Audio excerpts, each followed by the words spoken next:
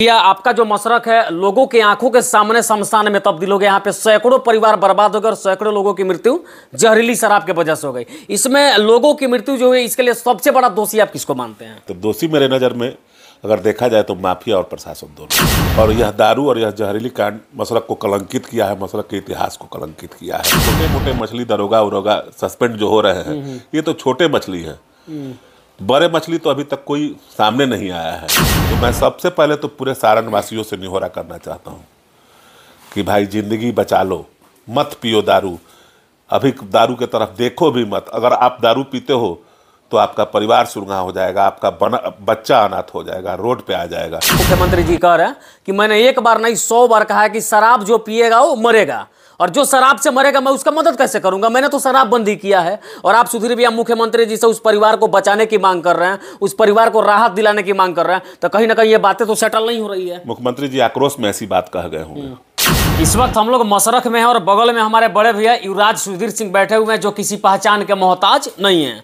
और शायद बिहार के साथ साथ पूरे देश के लोगों को यह पता होगा कि यह वही मशरक है जो पिछले कई दिनों से लाशों के ढेर से दबा हुआ है। और इसी बीच भैया से हम बात करने के लिए आए हैं कि आखिर यहाँ की अब परिस्थितियां क्या है, उन परिवार के लोगों का क्या होगा जिसके देखने वाले जो थे इस संसार को छोड़ के चले गए। सबसे पहले तो स्वागत है भैया आपका। देखिए आपके भी चैनल पुजारी न्यूज को बहुत बहुत धन्यवाद है और सबको सभी दर्शकों को नमस्कार। अच्छा भैया आपका जो मशरक है लोगों की आंखों के सामने शमशान में तब्दील हो गया। यहाँ पे सैकड़ों परिवार बर्बाद हो गए और सैकड़ों लोगों की मृत्यु जहरीली शराब के वजह से हो गई। इसमें लोगों की मृत्यु जो हुई इसके लिए सबसे बड़ा दोषी आप किसको मानते हैं? देखिए दोषी तो मेरे नज़र में मशरक कलंकित हो गया।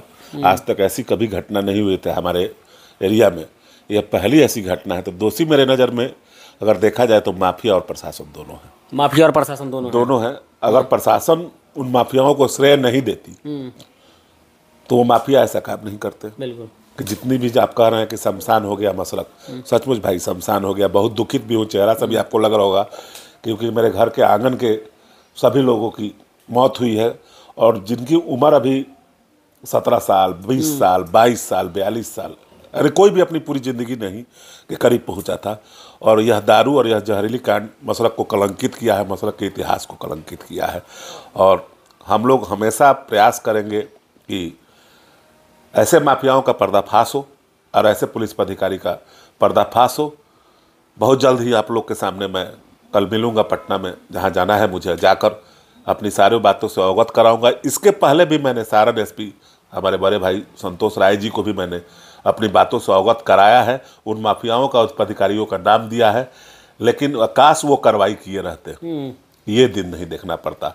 अगर मशरक का यह दिन देखने को मिला है तो मुझे लगता है कि अगर वो कार्रवाई किए रहते थे, ये छोटे मोटे मछली दरोगा उरोगा सस्पेंड जो हो रहे हैं ये तो छोटे मछली हैं, बड़े मछली तो अभी तक कोई सामने नहीं आया है। अगर बड़ा मछली सामने आता है तभी लगेगा कि हाँ सच्चाई सामने आई है और झूठ से पर्दा हटा है और कार्रवाई सही तरीके से हुआ है। अच्छा भैया आपको पूरे बिहार के जो युवा हैं, आप युवाओं के दिल पे राज करते हैं, लोग अपना आइकॉन तक आपको मानते हैं। और युवा लगातार हम लोगों से ये सवाल पूछते हैं कि ये कोई पहली घटना नहीं है जहाँ पे जहरीली शराब के वजह से लोगों की मौत हुई हो। भले ही आंकड़ा यहाँ पे ज्यादा हो गया, सैकड़ों लोगों की मृत्यु हो गई, इससे पहले भी बहुत सारे अलग अलग जगहों पर मौत हुई, लेकिन उसके बाद भी अगर त्वरित कोई कार्रवाई हो गई होती वहां पे तो शायद इस प्रकार का दृश्य मशरक में नहीं होता। देखिए आदरणीय मुख्यमंत्री जी ने तो बेहतर कदम उठाया था शराबबंदी करके, और बेहतर कदम इसलिए उठाया था कि यही लोग हैं कि जब महिलाएं जब घर में झगड़ा करती थी, रोड पे एक्सीडेंट होता था, दारू पी के क्राइम हो जाता था, तो यही लोग सरकार से निहोरा करते थे, मांग करते थे कि शराबबंदी होनी चाहिए। जब मुख्यमंत्री जी ने शराबबंदी करा दिया तो यही लोग दारू पीने के लिए जगह जगह घूमकर पिया करते थे। तो मुझे लगता है कि पॉजिटिव क्या है, निगेटिव क्या है, जहाँ तक कोई अच्छा सोचता है तो वही सोच बुरा में बदल जाता है, और बुरा जब हो जाता है तो सभी लोग अच्छे सोचने वालों की गाली देते हैं, कदर नहीं करते हैं। तो मैं मुख्यमंत्री जी से बस यही निहोरा कहूँगा कि अगर बिहार की जनता इस तरह मरती रहेगी तो बस यही कहूँगा कि आने वाले टाइम में अगर बिहार से शराबबंदी कम कर दिया जाए तो कम से कम इस तरह की घटना जहरीली, बिहार से शराबबंदी दुकानें खोल दी जाए तो कम से कम शराबबंदी से तो कम से कम मुक्त। ये जो कांड हो रहा है, जो आंगन सुना हो रहा है, जो छोटे बच्चे अनाथ हो रहे हैं, तो आपके आंखों के सामने हो रहा है। ये आपका बिहार है और यहाँ से 20 साल से आप चीफ मिनिस्टर हैं, आपको ज़रूर इन लोगों की तरफ एक बार देखना चाहिए। बिल्कुल, लोग कह भी रहे हैं कि जिस समय शराब बिहार में चालू था उस समय इतने लोग नहीं मरते थे जितने लोग शराबबंदी वाले बिहार में मर रहे हैं। सही सही बात कर रहे हैं, आपकी बातों में दम है कि शराब जब चालू था तो ये गलत तरीका का जो शराब आकर जो जगह जगह बिहार में लगभग 600-700 के संख्या में, हमारे सारण में ज़्यादा, अभी 2 महीना पहले तरैया में भी 8-10-15 आदमी मर गया था, अभी मौत जारी है। अभी भी मुझे सूचना मिली है कि चकहन गांव में 5-6 आदमी, भगवानपुर में, बनियापुर में, अमनौर में, सिवान में, शायद यह बहुत बड़ी खेप थी दारू की, जो गलत दारू आया है। तो मैं सबसे पहले तो पूरे सारण वासियों से निहोरा करना चाहता हूँ कि भाई ज़िंदगी बचा लो, मत पियो दारू, अभी दारू के तरफ देखो भी मत। अगर आप दारू पीते हो तो आपका परिवार सुरंगा हो जाएगा, आपका बच्चा अनाथ हो जाएगा, रोड पे आ जाएगा। तो कुछ दिन के लिए आप दारू बिल्कुल बंद कर दो। मुख्यमंत्री जी इस पर जरूर ठोस कदम उठाकर आप लोग जब खुद तैयार हो कि हाँ हमें दारू पीना है, तो सरकार जरूर आप लोग की तरफ ध्यान देकर कोई ना कोई उचित कार्रवाई करके दारू बिहार से कम हो जाएगा, चाहे बंद हो जाएगा। अच्छा, जिस समय बिहार में शराबबंदी मुख्यमंत्री जी के द्वारा लागू किया गया था भैया, उस समय मानव श्रृंखला लगाया गया था, स्कूल के बच्चों को भी, शिक्षकों को भी लाइन में कतारों में खड़ा किया गया था ताकि शराबबंदी को सफल बनाया जा सके। लेकिन सुधीर भैया, आपका अनुभव क्या कहता, बिहार में शराबबंदी सफल क्यों नहीं हुआ? बिहार में शराबबंद, देखिए बिहार जो होते, बिहार के राजा चीफ मिनिस्टर हमारे आदरणीय नीतीश कुमार मुख्यमंत्री जी हैं।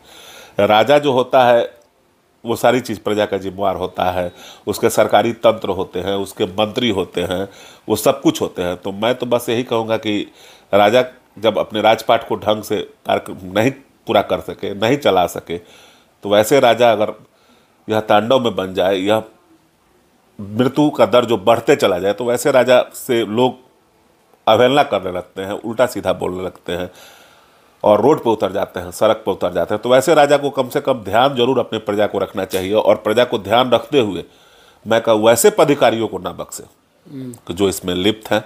और मुझे मालूम है कि मुख्यमंत्री जी आप न्यायप्रिय आदमी हैं, अपने पूरे जीवन में आपने कुछ नहीं किया है, न्याय ही आपकी सबसे बड़ी लड़ाई थी।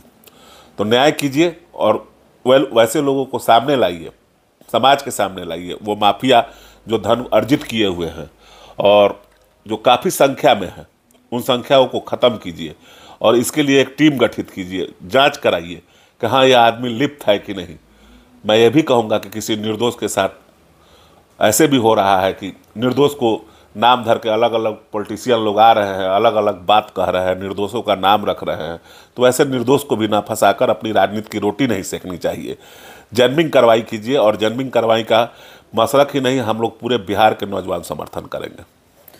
और बाकी सुधीर भैया से हमारी लगातार बातचीत हो रही थी, जिस तरह से यह वही मशरक है जो पिछले कई दिनों से लाशों के ढेर में बसा हुआ है। यहाँ पे सभी लोगों के चेहरा पे, जैसे सुधीर भैया बता रहे हैं कि इनका भी चेहरा हंसता खिलता हुआ बहुत सारे वीडियो में आपने देखा होगा। लेकिन जब से मशरक में इतनी बड़ी हादसा हुई है, इस हादसा के बाद इनका भी चेहरा उड़ गया। इसलिए उड़ गया क्योंकि इनके आंखों के सामने इनके अपने जो लोग हैं, जो इनके आंगन में खेला करते थे, इनके पास आया करते थे, इनसे हाल चाल जाना करते थे, वे लोग इनके आंखों के सामने मरे। और 1-2 की संख्या में, सैकड़ों की संख्या में मरे, जिनकी अर्थियां उठाने तक भी कोई लोग नहीं मिले। कुछ ऐसे परिवार है जिनके परिवार में तो कोई बचा ही नहीं। और वे लोग तो मतलब कि रोते चिल्लाते आपके पास आएंगे कि मेरे बेटी का शादी करना है, मेरा जीवन कैसे चलेगा। उन लोगों के लिए आप क्या कहना चाहेंगे? देखिए, आज बाहर से जितने भी नेतागण आ रहे हैं, ये कुछ पल के लिए आ रहे हैं, ये कुछ समय के लिए आ रहे हैं और अपनी उपस्थिति दर्ज कराकर, अपना विरोध दर्ज कराकर वो चले जा रहे हैं। जीना हमें यही है, मरना हमें यही है। तो जो मशरक में जो अगल बगल में घटनाएं घटी हैं, उन परिवारों से हमारा रिश्ता है। वो पूरे जीवन भर के लिए हम पर भारी जिम्मेवारी देकर, जो दारू पी कर मरे हैं, वो अपने परिवार की जिम्मेवारी देकर चले गए। और इस जिम्मेवारी को मैं वादा करता हूं कि मैं कोशिश करूंगी कि पूरे जीवन में उन परिवारों के बीच में रहूं और उन परिवारों का हर चीज़ से सहायता करूं, पढ़ने लिखने में, उनकी लड़की की शादी हो, उनकी बच्चे पढ़े, उन सब में जितना हमसे सहयोग हो। और सरकार से भी मांग करूँगा कि दारूबंदी में दारू जरूर ये पिए हैं, लेकिन उनके परिवार का चेहरा एक बार जरूर देखिए। वो सब अनाथ हो गए हैं। आपके पास काफ़ी ऐसे फंड हैं, एक्सीडेंट होता है तब आप दे देते हैं, बाढ़ में कोई डूबता है तब आप दे देते हैं, रोडवेज होता है तब आप दे देते हैं। तो एक बार ये दारू में जो संख्या इतनी बढ़ी है, इनके परिवार के बारे में भी सोचिए और इनको भी कोई ऐसी राहत मिलनी चाहिए कि इनके परिवार का लालन पालन हो। हम जैसे लोग तो मदद करते ही रहेंगे, लेकिन आपकी मदद जो है इनको काफ़ी राहत देगी। और आज ही का बात है कि राज्यसभा का एक वीडियो हम लोग देख रहे थे जिसमें मुख्यमंत्री जी कह रहे हैं कि मैंने एक बार नहीं 100 बार कहा है कि शराब जो पिएगा वो मरेगा, और जो शराब से मरेगा मैं उसका मदद कैसे करूंगा, मैंने तो शराब बंदी किया है। और आप सुधीर भैया मुख्यमंत्री जी से उस परिवार को बचाने की मांग कर रहे हैं, उस परिवार को राहत दिलाने की मांग कर रहे हैं, तो कहीं ना कहीं ये बातें तो सेटल नहीं हो रही है। मुख्यमंत्री जी आक्रोश में ऐसी बात कह गए होंगे, लेकिन मुख्यमंत्री जी का भी पास कलेजा है, उनके पास भी दिल है, उनके पास भी सांसें हैं। वो जरूर सोच रहे होंगे, जरूर विचार कर रहे होंगे। वो अपनी बात आक्रोश में जरूर कहे हैं कि पिएगा तो मरेगा, एक गार्जियन होने के नाते कहें, क्योंकि जितनी भी लड़के मरे हैं सबका उम्र कम है, लेकिन वो जरूर उन परिवारों के बारे में सोचेंगे, क्योंकि उनका भी परिवार है और उनका भी आंगन है, उनके भी बच्चे हैं। तो ये बिहार की प्रजा जो है उनके बच्चे ही हैं, हमने राजा चुना है। जब राजा जब नहीं सोचेगा तो मुझे उम्मीद है कि आने वाले दिन में कोई फैसला जरूर लेकर उन परिवारों को आर्थिक सहयोग जरूर किया जाएगा।